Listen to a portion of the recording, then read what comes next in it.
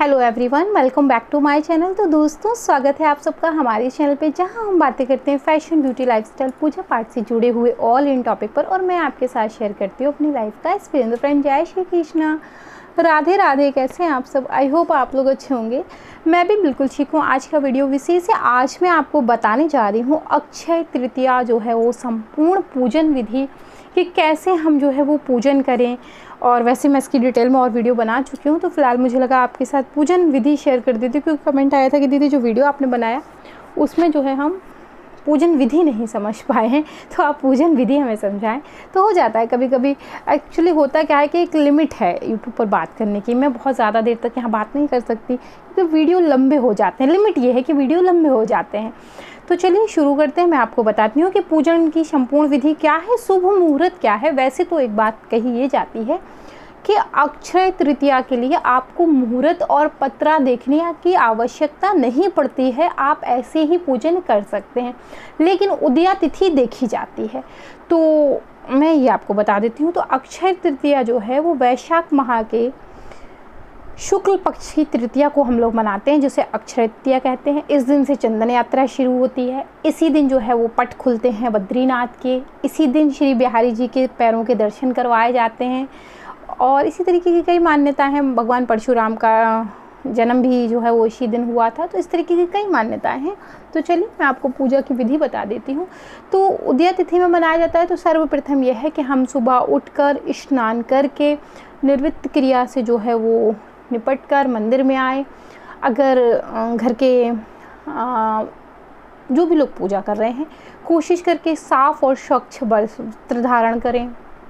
जो महिलाएं हैं वो कोशिश करके जो है अच्छी सी साड़ी पहने, लाल रंग की, गुलाबी रंग की। कहते हैं ना, माँ लक्ष्मी का पूजन हो रहा है। और जो घर की स्त्री होती है वो भी माँ लक्ष्मी का ही रूप होती है। कोई भी महिला हो, वो शक्ति का दूसरा रूप है। नारी ही शक्ति का दूसरा रूप है। तो आप लोग जो है वो अच्छे से तैयार होकर कोशिश करके 16 श्रृंगार करें। नहीं हो सकता तो जो हो सकता है वो ज़रूर करें। चूड़ी पहन लें, मांग भरें, बिंदी लगाएं, बिछिए पहने, पायल पहने। क्योंकि आजकल की नई जनरेशन में हमारे कुछ बच्चे जो कि नहीं ये सब पसंद करते हैं, तो एक दिन के लिए तो किया जा सकता है, कोई बुराई नहीं है।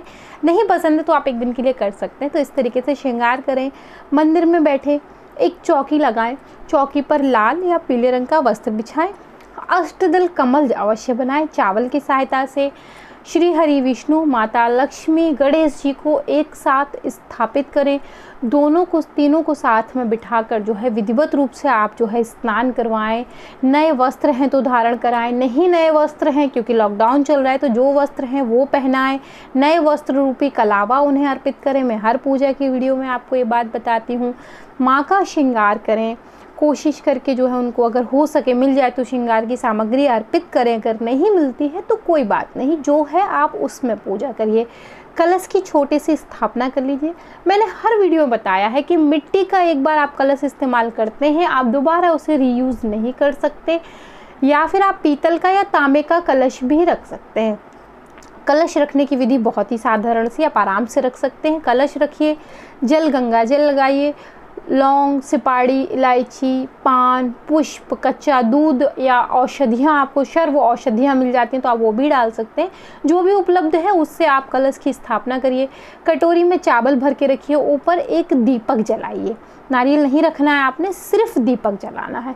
गणपति जी का पूजन सर्वप्रथम होगा। माँ लक्ष्मी जी का पूजन होगा। श्री हरि विष्णु जी का पूजन होगा। चंदन, कुमकुम, जनेऊ, पीला पुष्प, लाल पुष्प, गणेश जी को लाल पुष्प, ये सारी सामग्री अर्पित होगी। गणेश जी को दूर्वा विशेष रूप से आप अर्पित करें। माँ लक्ष्मी जी का विशेष पूजन करें। आप उन्हें कम से कम बिंदी चढ़ाएं। अगर श्रृंगार की सामग्री नहीं मिल जाती है, अगर घर में कोई नया बिंदी का पत्ता पड़ा है जो आपने कभी यूज़ नहीं किया, तो आप वो माँ को लगा सकते हैं। इस तरीके से भगवान को भोग प्रसाद लगाए। जैसे आप उसमें रस भरे फल लगा सकते हैं, सत्तू लगा सकते हैं। और जो भी आप घर में सब्जी पूड़ी बनाते हैं, खीर बनाते हैं, उनका भोग अर्पित करें। कहते हैं कि इस दिन सोना खरीदना और सोने का पूजन करना विशेष होता है। गोल्ड ज़रूर से ही ख़रीदा जाता है, लेकिन लॉकडाउन है तो गोल्ड तो मिल नहीं रहा है। तो जो आपके पास गोल्ड रखा है, अगर कोई ऐसी चीज़ रखी जो आपने बनवाई है, अब तक नहीं पहनी है, आप उसका पूजन कर सकते हैं। जो पहनी हुई है आप उसका भी पूजन कर सकते हैं। तो इस तरीके से आप जो है वो पूजन कर सकते हैं। कोशिश करके अगर आपके पास मांग टीका रखा है आपकी शादी का, आप उसको रख के अवश्य पूजा करें। मंगलसूत्र आप अपना रख सकते हैं, उसका पूजन कर सकते हैं। जो भी गोल्ड का आपके पास ऑर्नामेंट है, अगर छोटी सी नाक की कील भी है तो आप उसे रख कर भी विधिवत रूप से पूजन कर सकते हैं। लड्डू गोपाल का सुबह में बढ़िया सा चंदन श्रृंगार करके बिठाइए, क्योंकि इसी दिन से चंदन यात्रा जो है वो शुरू होती है। तो लड्डू गोपाल का सुबह में बढ़िया से चंदन से स्नान कर उन्हें विराजित करिए। शाम को आप चाहें तो उन्हें स्नान करा के और उनके जो वस्त्र हैं, जो डेली यूज़ में वस्त्र पहनते हैं, वो वस्त्र पहना के, या नए वस्त्र जो भी आप पहनाना चाहते हैं, आपकी इच्छा पर निर्भर करता है, आप वो वस्त्र पहनाकर उन्हें अपने स्थान पर बिठा सकते हैं। शाम को फिर आप चाहें तो चौकी हटा सकते हैं। कोशिश करके शाम को चौकी ना हटाएं, शाम को उनको रहने दें, मंदिर में दीपक जलाएं, माँ की आरती करें। सुबह में श्री हरि विष्णु जी की आरती करें, माता लक्ष्मी की आरती करें, शाम में दीपक दिखाएं, आरती करें। अगली सुबह जो है वो आप चौकी को हटाएं, माँ को अपने स्थान पर बिठा दें, विष्णु जी को अपने स्थान पर बिठाएं और फिर चौकी को हटा के आप सामग्री का विसर्जन कर सकते हैं।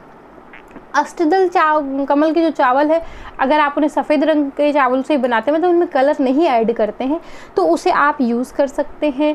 जानवरों को डाल सकते हैं, छत पर फेंक दीजिए, चिड़िया पंछी आएंगे खा जाएंगे। दान के लिए मैंने आपको सारी चीज़ें पिछले वीडियो में बता दी हैं, तो आप उसे ठीक से वॉच कर लीजिएगा, आपको हर चीज़ उसी में पता चल जाएगी। साथ ही साथ अब मैं आपको बता देती हूँ कि माता लक्ष्मी के लिए क्या विशेष जप करें आप उन्हें और अत्यधिक प्रसन्न करने के लिए। तो देखिए, माँ का जो रूप है वो बहुत ही सौम्य है, बहुत ही जो है वो क्या कहूँ मैं, व्याख्या करना बड़ा मुश्किल है।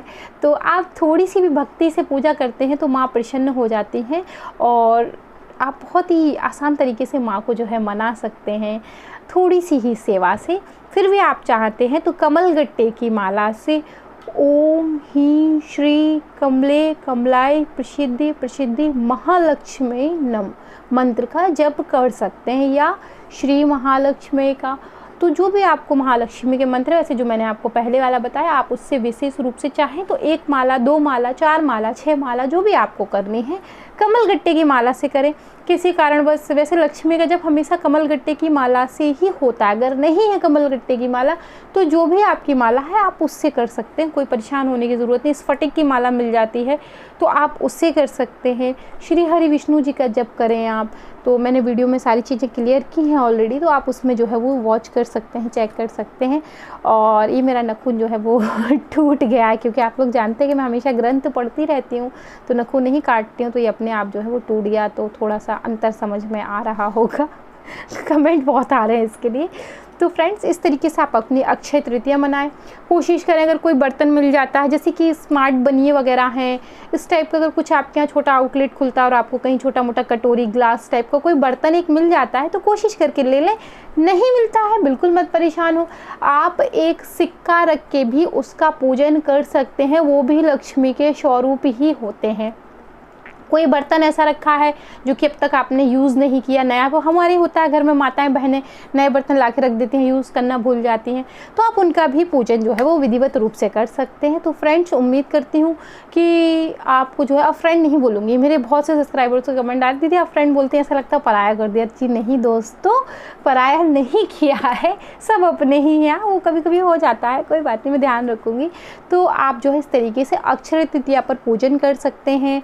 आप व्रत करना चाहते तो कर सकते हैं, नहीं करना चाहते कोई बात नहीं, शाम को आप अपने व्रत का पालन कर सकते हैं। दोनों ही तरीके से विधिवत रूप से पूजन कर सकते हैं। बस ये है कि व्रत करेंगे तो संकल्प लीजिएगा, नहीं करते हैं तो कोई बात नहीं, आप जैसे करते हैं वैसे आप साधारण तरीके से भी पूजन कर सकते हैं। अब मैं आपको बता देती हूँ पूजा का शुभ मुहूर्त की कब शुरू हो रहा है। तो जैसे कि मैंने आपसे कहा, उदया तिथि में मनाई जाएगी, तो अक्षय तृतीया की तिथि प्रारंभ हो रही है 11:50 पर 25 अप्रैल 2020। तिथिया जो अक्षय तृतीया तिथि है वो समाप्त होगी 13:21 पर 26 अप्रैल 2020 दिन में। क्योंकि हम उदया तिथि में मनाएंगे इसलिए अक्षय तृतीया जो है वो 26 तारीख को मनाई जाएगी। तो आप 26 तारीख को सुबह से जो है वो 11 बजे के पहले पहले पूजन कर सकते हैं। वैसे इसमें शुभ मुहूर्त नहीं देखा जाता है, अपने आप में एक शुभ दिन है। ठाकुर जी अपने चरणों के दर्शन देते हैं, बद्रीनाथ के पट खुलते हैं, परशुराम जी ने जन्म लिया, तो सारे तो शुभ सहयोग है। और जहाँ माँ लक्ष्मी की, भगवान शिव की पूजन की बात आती है तो वो घड़ी अपने आप शुभ हो जाती है। आशा करती हूँ वीडियो ज़रूर पसंद आया होगा। तो जो हमारे प्यारे प्यारे से सब्सक्राइबर हैं वो हमें जो है वो इंस्टा पे ज्वाइन कर सकते हैं। जो नए आए हैं वो चैनल को सब्सक्राइब करें, जो पुराने हैं वो वीडियो को लाइक करें और शेयर करें, कमेंट करना ना भूलें। मैं मिलती विद अ न्यू वीडियो, तब तक के लिए जय Shri Krishna, Radhe Radhe, bye bye friends, bye bye.